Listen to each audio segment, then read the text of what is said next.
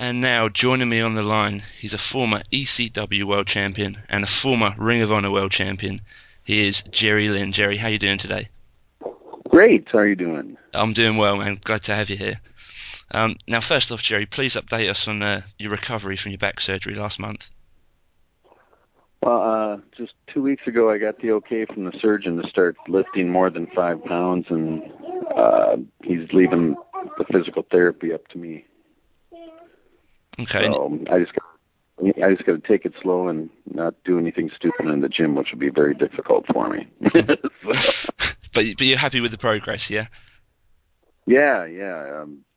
I'm walking about 3 miles on the treadmill at a good pace, and that's really helping strengthen my lower back a lot. And then just starting to do different body parts with the weights, but like I said, very light and taking it slow and easy. Yeah, that's right. And obviously the injury resulted in you pulling out of the match with RVD at the Hardcore Justice pay-per-view. Did you get to see the show? No, I didn't. I was Um, really looking forward to it too, and I was a big disappointment not being able to do it. yeah, absolutely. Do you think we'll see you in TNA anytime soon, or you're just going to see how the future goes for you?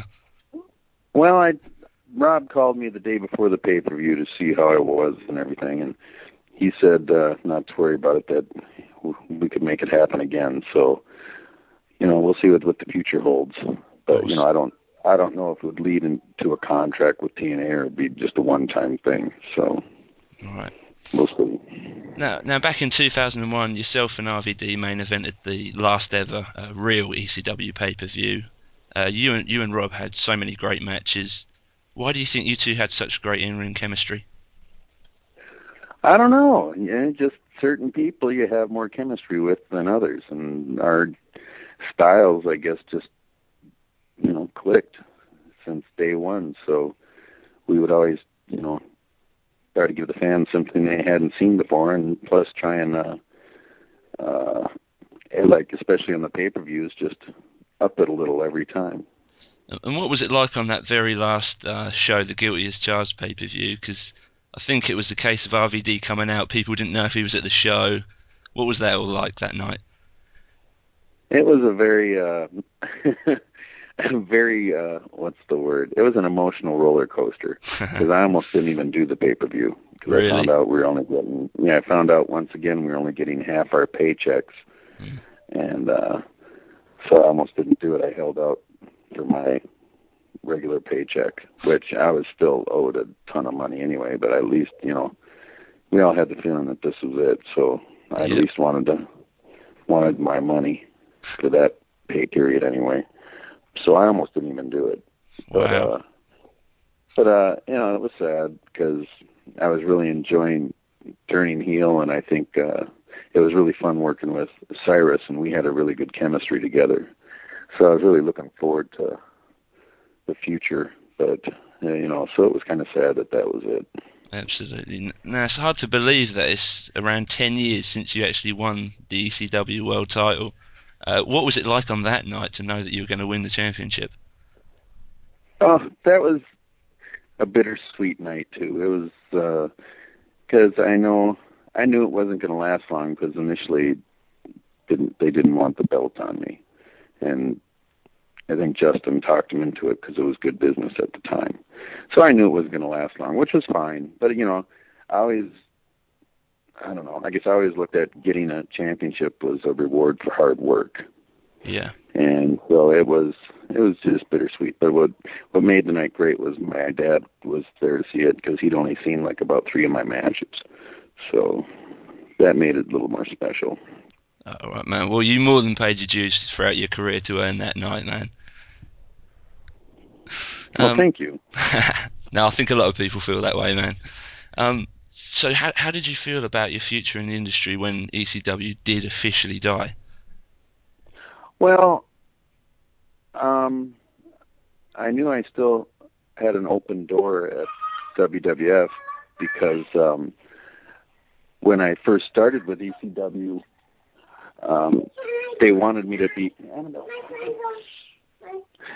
They wanted me to do some light heavyweight tournament, and I'd already committed to Paulie and ECW, so I didn't do it. And Jim Ross said, that when I was done with ECW, I still had an open door there. So, you're always concerned when a company's done and there's no longer a weekly paycheck there, because then things really get tough, because then, you're working week to week. Yeah. Without a paycheck. It's a big gamble. And what was it like when you actually did join, the big leagues, the WWE, after such a long time with ECW, which you were such a big part of? What was it like making the transition? I'd had tryouts there before and stuff, so I knew what to expect. But it wasn't a good run, because I'd gotten hurt 6 months in, and here they'd already bought ECW, so they had twice as many guys as they needed. So when I got hurt, I was done. It's like a bunch of toys. When this toy's broke, bring on the new toy. Yeah. No, I mean, you made such a big impact as well, because I think I'm right in saying you won the light heavyweight title on your debut. Well, I don't know if it was a big impact. I still can't figure that one out. I always thought maybe it was an attitude check. Yeah. Now, you seem to cement your legacy in the sport, I think, as the pioneer of the X division in TNA. Do you agree with me that this is one of your biggest achievements? I mean, I feel that's how you're going to leave your legacy on the sport. I'm sorry, come again? Which was that again? It seems like you've cemented your legacy in the sport through the X division, being a pioneer of it in TNA. Do you think that's one of your biggest achievements? I don't know. I guess I always thought years before, when X-Pac was still the Lightning Kid, and he and we'd get together every day and watch, anything we could find, Japanese tapes, Mexican tapes, you name it. And I think we just sort of implemented all the styles all together. And I think back then we sort of created the X division style, so to speak. But I guess I can't say, any one particular thing is really the biggest accomplishment of my career, really. Yeah. I guess I consider the big accomplishments in my career is when some legends compliment me on my work, and then that, to me, that's a real high. Definitely. Now, I want to thank Reese for setting up this interview, and tell everyone to check out jerryfnlynn.com. And thank you for your time, Jerry. Well, thank you. It's great. What was that? I'm sorry. It's greatly appreciated, man. Me here. Oh, well, my pleasure. My pleasure. Thanks very much, Jerry. All right. Thank you.